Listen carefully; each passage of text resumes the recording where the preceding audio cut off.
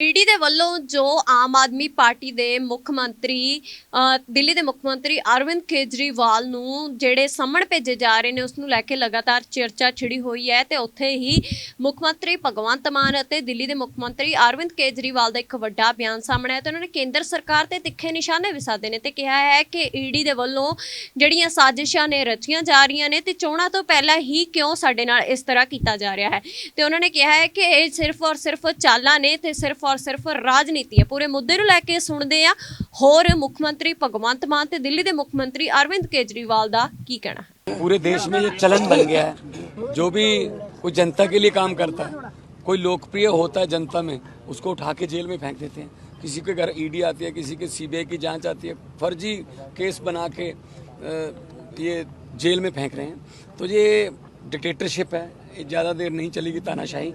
और चेतर वसावा हमारे बहुत बड़े नेता हैं और जिन्होंने लोगों की लड़ाई लड़ी और उनके घर में उनकी धर्मपत्नी को भी पकड़ के जेल में डाल दिया। तो कल की जो रैली थी उसमें जो लोगों में गुस्सा आक्रोश नजर आ रहा था, वो यही इस बात का संकेत है कि आदिवासी समाज अपना अपमान समझ रहा है इस बात को कि हमारी बहू बेटियों को भी आप अंदर कर रहे हो। तो जरूर जो आदिवासी समाज है वो चेतर वसावा के लिए खड़ेगा, चेतर वसावा के लिए लड़ेगा और जिसके लिए लोग लड़ने लगे उसको कोई नहीं हरा सकता। आम आदमी पार्टी के गुजरात में जो एमएलए हैं आदिवासी इलाके से चेतर वसावा, उनको गुजरात की बीजेपी सरकार ने एक बिल्कुल फर्जी और झूठे केस में गिरफ्तार कर लिया है। इससे पूरे गुजरात के आदिवासी समाज में बहुत रोष है, बहुत गुस्से में है। केवल उनको गिरफ्तार नहीं किया, उनके साथ साथ उनकी धर्मपत्नी शकुंतला बेन को भी गिरफ्तार कर लिया है। ये तो हद हो गई। ये तो एक तरह से शकुंतला बेन तो आदिवासी समाज की बहू है, उनके घर की बहू है। उनके घर के बहू को भी बीजेपी ने नहीं छोड़ा।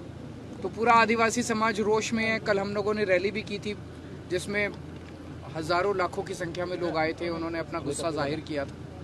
अभी हम उनसे मिलके आ रहे हैं, चेतर वसावा जी से जेल के अंदर।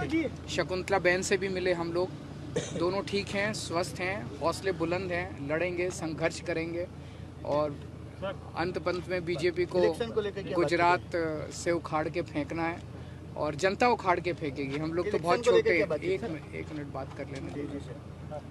और जनता इनको उखाड़ के अब इनकी हद हो गई है।